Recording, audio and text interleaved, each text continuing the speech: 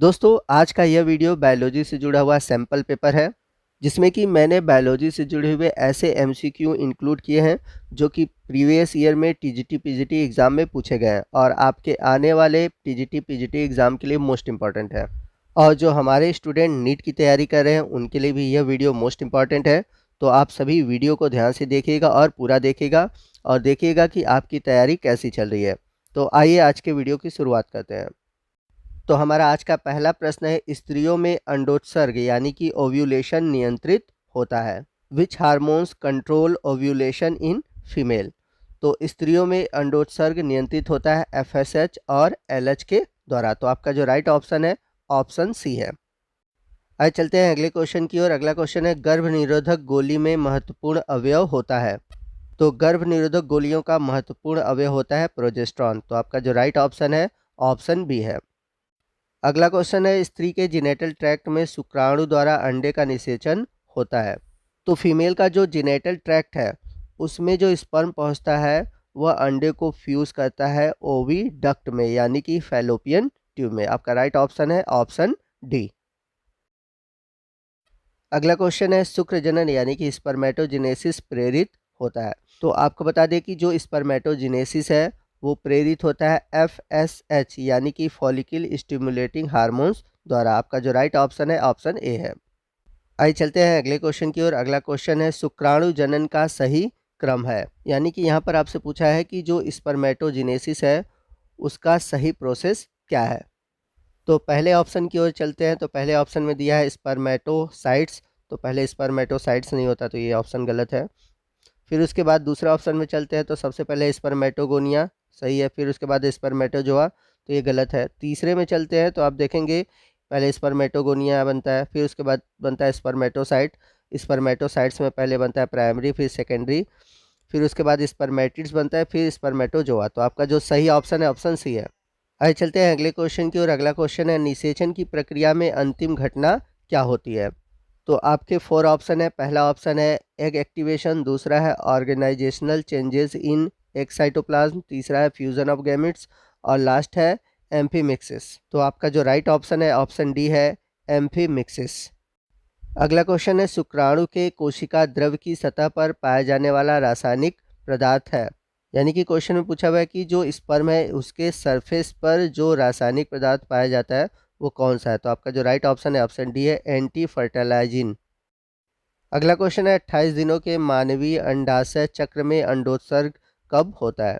तो आपको बताना है कि जो मेंस्ट्रुअल साइकिल चलती है उसमें ओव्यूलेशन कब होता है। तो आपका राइट ऑप्शन है option B 14th day of cycle.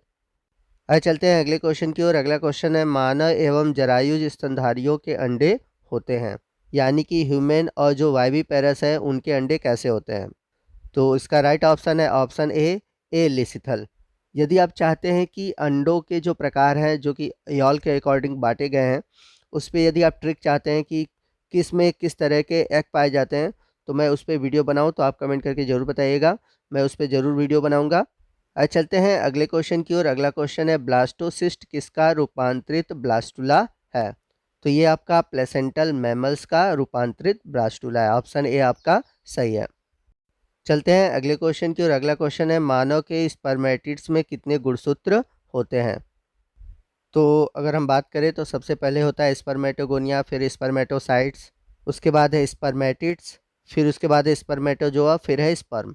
तो स्पर्मेटोजोआ होते हैं वो टेल्ड फॉर्म में होते हैं और इसके पहले एक कंडीशन आती है वो होती है स्पर्मेटिड्स। तो स्पर्मेटिड्स में टेल नहीं होता जो कि बाद में चेंज हो जाते हैं स्पर्मेटोजोआ में।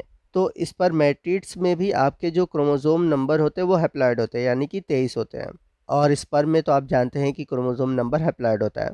तो मानव के स्पर्मेटिड्स में भी क्रोमोसोम नंबर क्या होते हैं हैप्लॉइड होते हैं। तो आपका जो राइट ऑप्शन है ऑप्शन ए है। अब चलते हैं अगले क्वेश्चन की ओर। अगला क्वेश्चन है, खरगोश में प्लेसेंटा होता है।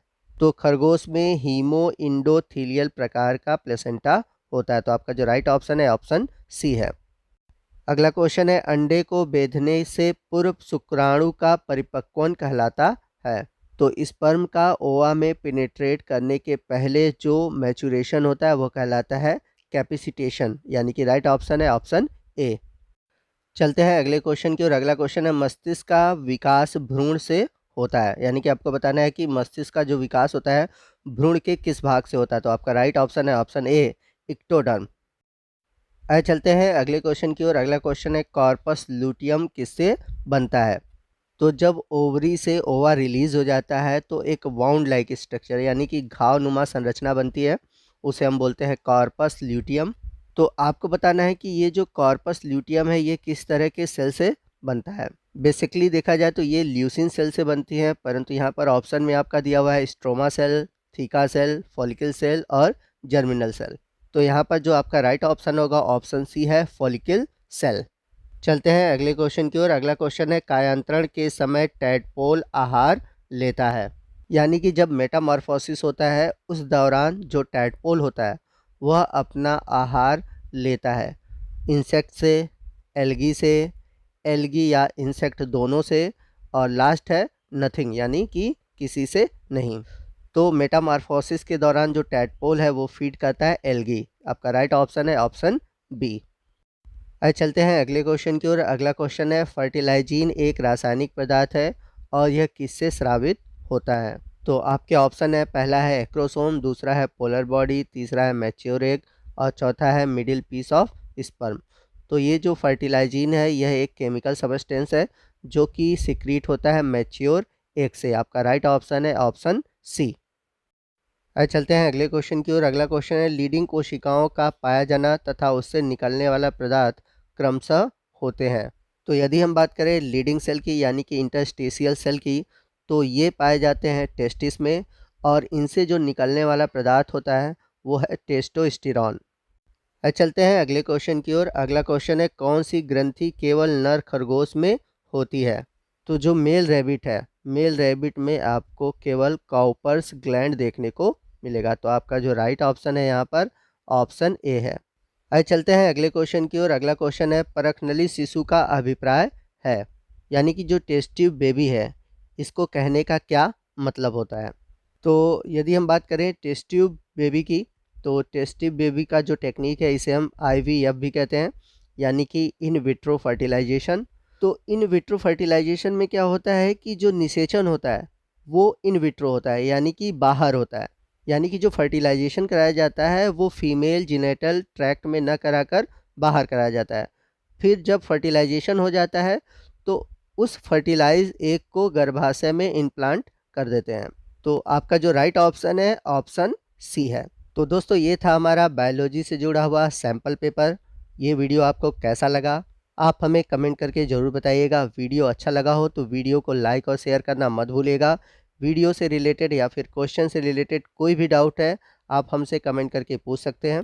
और यदि आप हमारे चैनल पर नए हैं और अभी तक आपने हमारे चैनल को सब्सक्राइब नहीं किया है तो प्लीज़ हमारे चैनल को सब्सक्राइब कर लीजिए और जो बगल में बेल आइकन है उसे प्रेस करना मत भूलिएगा, ताकि जब भी मैं इस तरह के वीडियो अपलोड करूं उसका नोटिफिकेशन आप तक पहुंचता रहे। तो मिलते हैं अगले वीडियो में अगले टॉपिक के साथ, तब तक के लिए जय हिंद, जय भारत।